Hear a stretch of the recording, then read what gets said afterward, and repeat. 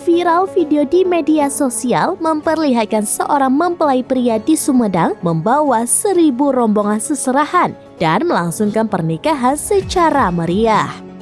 Aksi tersebut bahkan sampai dinobatkan sebagai rombongan pengantin terpanjang di dunia.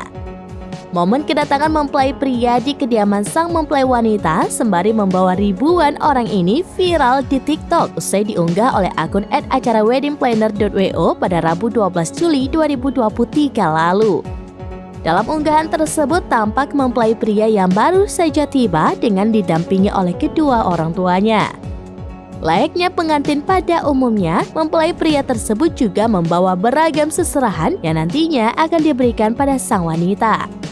Menariknya, rombongan pembawa seserahan dari mempelai pria tersebut tampak begitu panjang. Pihak wedding organizer menyebut rombongan pembawa seserahan tersebut diperkirakan berjumlah 1.000 orang. Bahkan, saking panjangnya, rombongan tersebut sampai disebut sebagai pernikahan terpanjang di dunia.